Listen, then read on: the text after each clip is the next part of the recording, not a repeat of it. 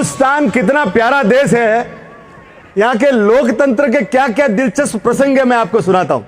2008 नाथद्वारा की सीट थी और सीपी जोशी उस समय के चीफ मिनिस्ट्रियल कैंडिडेट थे कांग्रेस के। अब सोचिए, इलेक्शन हुआ, इलेक्शंस के रिजल्ट आए, उनको 62,751 वोट मिले और सामने जो बीजेपी के कैंडिडेट थे उनको मिला 62,752। एक वोट से हार गए। और मजे की बात सुनिए, उनकी पत्नी, उनकी मदर और उनको ड्राइवर 3 जने वोट देने नहीं गए। तो वोट अवश्य कीजिए, वोट।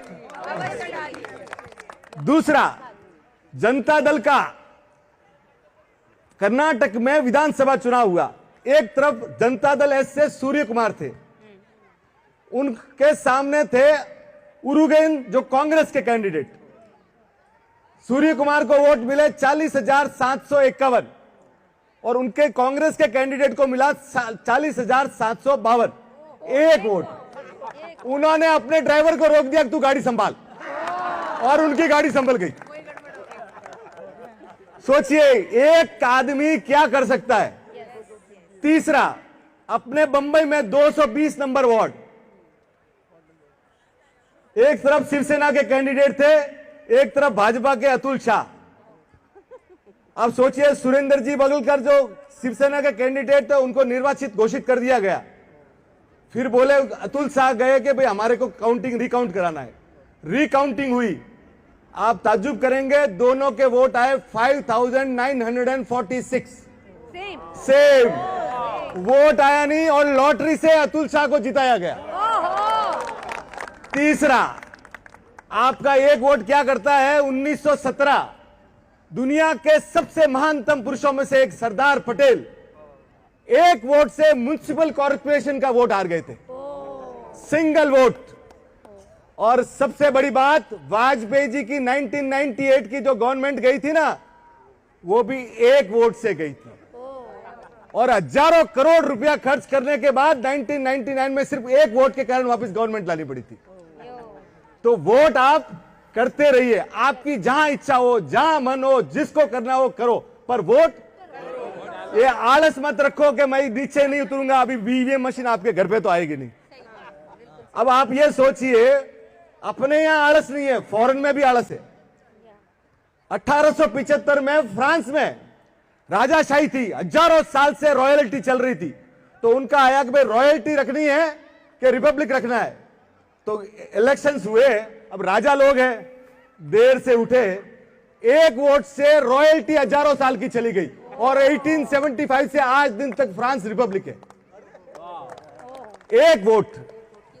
आप सोचिए, 1932 में हिटलर नाजी जर्मनी जीत के आया, उसकी पार्टी का जो वो कितने वोट से जीता था मालूम है?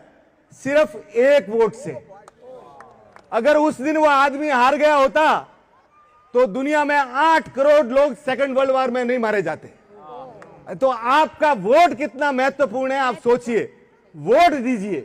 तीसरा, अपने को लगता है ना, आप अगर यूएस जाते हो, आज आप इंग्लिश में बात करते हो, यूएस में 1775 में एनेक्स हुआ कि भाई अपनी लैंग्वेज कौन सी रखनी, जर्मन या इंग्लिश, और एक वोट से इंग्लिश किया गया।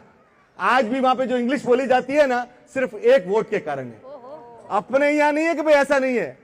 अमेरिका के 3 प्रेसिडेंट, जेफरसन 1800 से 1824 और 1876, 3 प्रेसिडेंट ऐसे हुए जो सिर्फ एक वोट से जीते, सिर्फ एक वोट से।